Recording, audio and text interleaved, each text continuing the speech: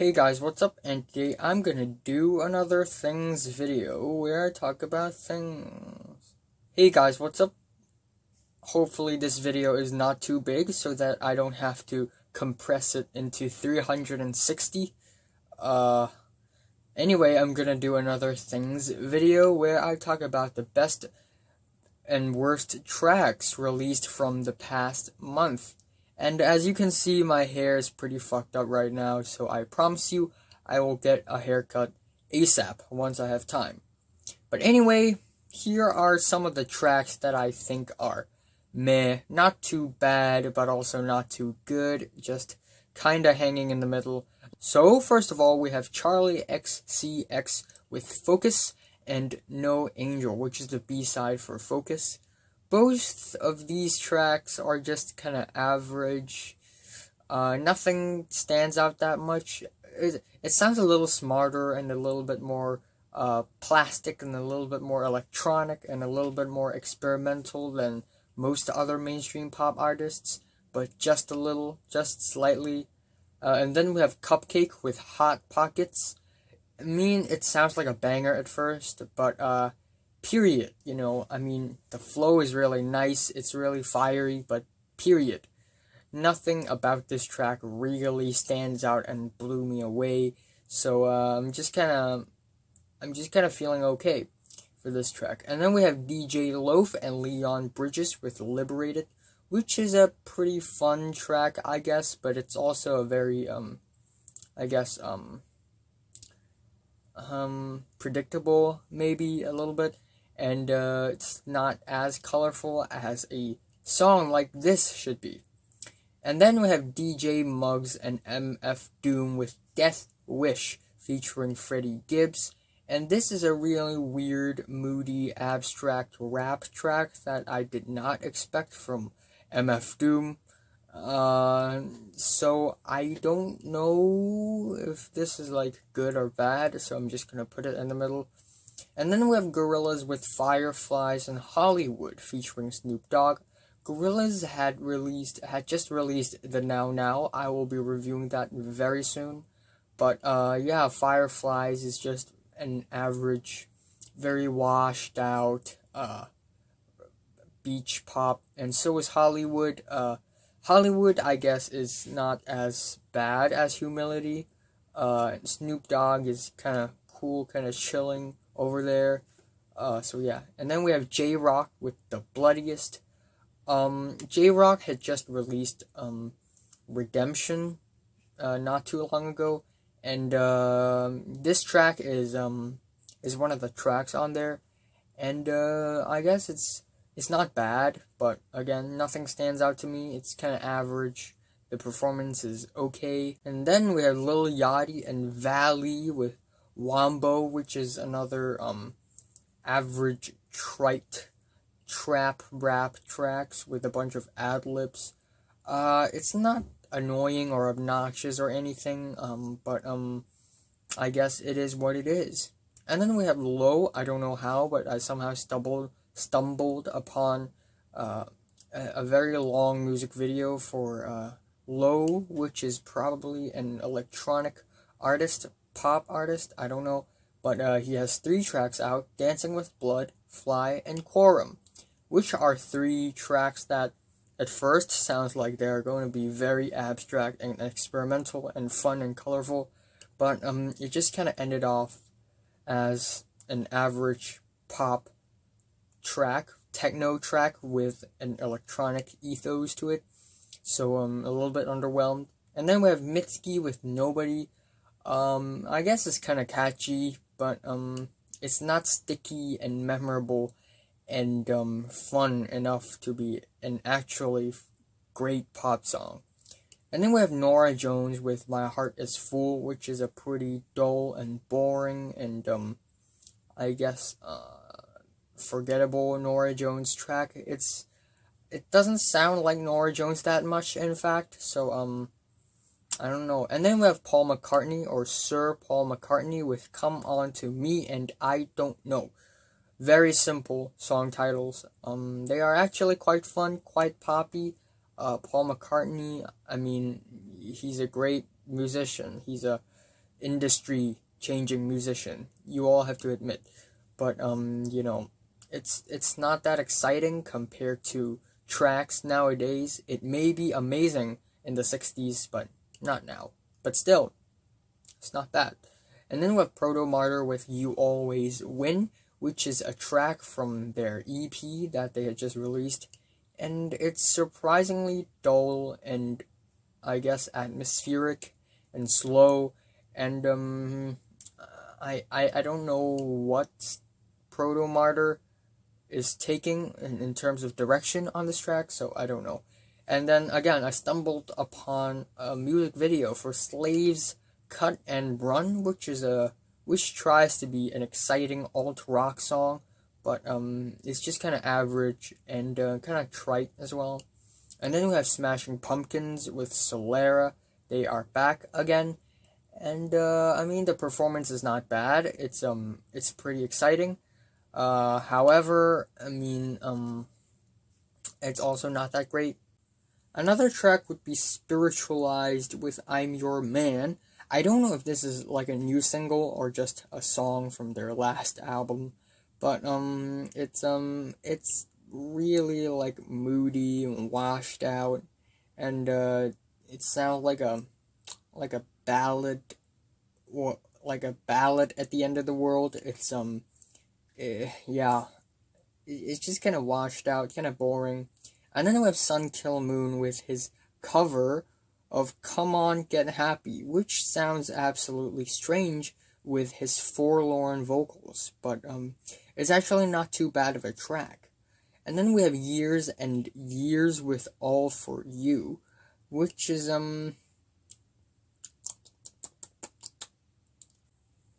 yeah, it's pretty forgettable. That's why I kind of forgot about it, but now I think I've remembered it. Yeah, it's a pretty average pop rock song. That's really like new wave pop. And then we have Youngblood with Tin Pan Boy, which is another rock rap track that I'm not too big of a fan of. It tries to be rebellious, it tries to be punk, it tries to be loud, but I guess it didn't work that well, but I appreciate the effort nonetheless. And then let's get to the worst tracks. We have we don't have much bad songs this time, like relatively. There are only 7 tracks in the worst tracks section. But anyway, oh yeah, I forgot to talk about one of the tracks in May is The Carters with Apeshit. I don't know why it's not here. Yeah, The Carters, which is Jay-Z and Beyonce, with Apeshit, which is actually a pretty underwhelming and dull trap rap, auto-tune rap track. And they filmed the music video in Louvre for some reason, and it's really underwhelming. Like, what are they trying to do? Are they trying to like attract younger audiences? Like, what are they doing? Okay, but anyway, here are the worst tracks. Truly bad tracks. Let's start off with Alice Glass's Mine, which is an absolutely obnoxious little electro-pop track, but it's not poppy at all. It tries to be edgy and dark, but no. Alice Glass has a really high-pitched vocal on this track, and I don't know if she's emo or not, but it sounds like she's fucking emo on this track, and it's just so annoying. And then we have ASAP Ferg with Not the Boy and Verified, both very boring tracks with cheap, forgettable beats, and the track of Verified is literally about getting verified on Twitter. Like, he literally made a rap song about getting verified on Twitter. And then we have Bad Religion with The Kids Are Alt-Right. Which, to be honest, it doesn't sound that bad, but the lyrics for this track is just ridiculous as hell. Like, the kids are alt-right. What? And then we have a Christina Aguilera with Like I Do featuring Gold Link. I just did an album review on her new album, to be honest. But yeah, Like, Gold Link's bars on this track is so dumb and moronic, it's a little stomach churning. And Christina Aguilera's performance is not that good as well. And then we have a Jaden Smith with Ghost, which is wow, I'm super underwhelmed by this track, super. So Jaden Smith, the quote to quote woke rapper, son of Will Smith, which is leagues more likable. Ghost is just basically another really, really trashy, generic, boring, cheap trap rap song. Like, this track is so predictable that if you go into this track without knowing that Jaden Smith sings this, like it sounds like any other rapper right now. So yeah, trash song. And then we have Maddie with I'll Gladly Place Myself Below, which is a pretty boring bedroom pop song that's really dull and flavorless. So I hope that he would do something a little bit more colorful. But anyway, let's talk about some of the best tracks last month. Let's start off with Anna Calvi with Don't Beat the Girl Out of My Boy, which is a pretty fiery and passionate alt-rock track. And then, surprisingly, Ariana Grande with The Light Is Coming featuring Nicki Minaj, a very solid, fiery banger that actually stands out because the beat is kind of quirky, kind of fun, and Nicki Minaj's performance is really fiery and on point. And Ariana Grande is not bad. Again, her vocals are not bad, and the music video is I guess it's not like super great, but it's not bad. And then we have Austenyo with Personova, a fun, groovy little bedroom pop track that I enjoy. And then we have what the heck?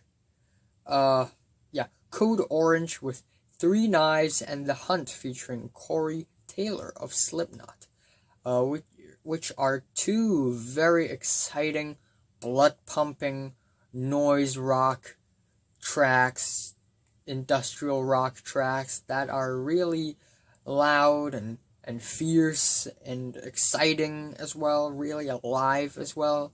And then up next we have Deafhaven with Canary Yellow, although the vocals aren't really my cup of tea, but instrumentally speaking, it's quite epic, quite lavishing, and quite ambitious as well.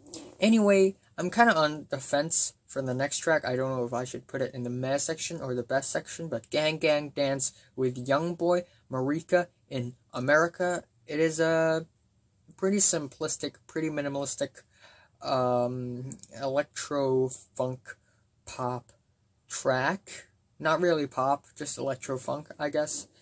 And I guess I'm interested at where they are going next. Anyway, IDK has a new track out called the Trippie Red's Freestyle, but it's not like a diss track to Trippie Red or anything. It's just called like that, so I'm kind of confused. But it's really fiery. The bars are really good, and I love it. Oh, up next we have Interpol with The Rover, which is a pretty interesting track for a band like Interpol because the vocals are a little reverby, a little bit more washed out in a good way. And it's a really exciting and fun rock track. And yeah, it's really nice. And then we have Lizzo with Boys, which is a really catchy and fun and funky and groovy banger. Again, lyrically, it's a banger. Instrumentally, although it's kind of simple, but it's still quite fun, and overall it's just a really whack and brave rap track. And then we have OCs with C, which sounds like some of the softer King Gizzard tracks, except it's OCs, so it's even more whacker and a little bit more sour, and yeah, looking forward to their new album. Overthrown is amazing. And then up next we have Rome Fortune with HOODRICH Disco. Dude looks like MC Ride, but with a blue beard. But yeah, dude, this is a really good track. This is a really relaxing, funky rap track that's really catchy. And then we have serpentwithfeet with Seedless, which is again really really nocturnal, really smooth and moody R&B track that's really beautiful. And then we have Tony Molina with Wrong Town, another super short, really painful and youthful and emotional indie rock track. Again, it wouldn't be a surprise if Tony Molina ends up in my top albums of the year. If so, which is something that I really hope for. Yeah, Tony Molina may also end up in best songs. And then at the end, we have Vane with Doomtech, another raw and harsh noise rock track that's really exciting and gut-wrenching. And yeah, I think they had just released their new album as well. But yeah, anyway, let's talk about something else. So yeah, it's been quite a while since X's death, and his killer is caught apparently. So great stuff. And then up next, yeah, there are a lot of movies that I'm missing out right now, including Ant-Man and the Wasp, which I think I'll watch, but I don't know when. Yeah, there's a new music video that just came out by Bad Bad Not Good. The song is called I Don't Know, and it is a pretty creative music video, and it may end up in my best music videos of the year.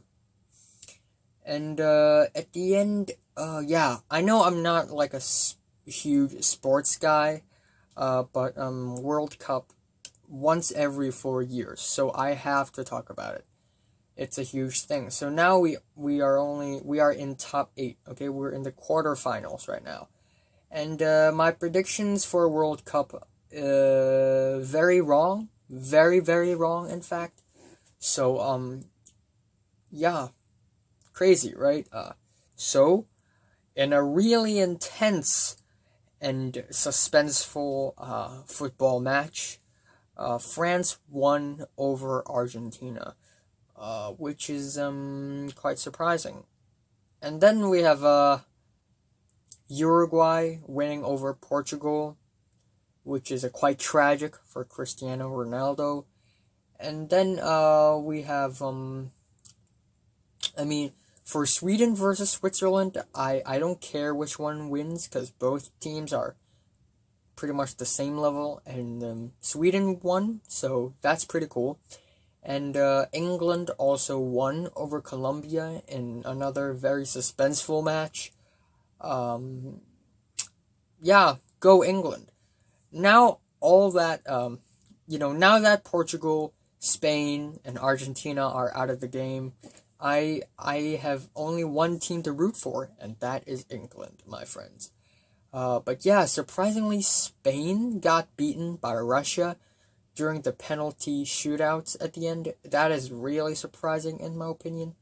And, Brazil won over Mexico. That's pretty predictable. That's pretty normal as well. But, there's this thing where Neymar... I don't know if Neymar was actually overacting or not, but why is Neymar in so much pain all the time? But yeah, and then Belgium won over Japan. Belgium almost lost, in fact, but they had an amazing comeback. And yeah, Belgium's cool as well, but still, the team I root for the most, hands down, England. Although I know that they may not win, but still, England. Come on, England.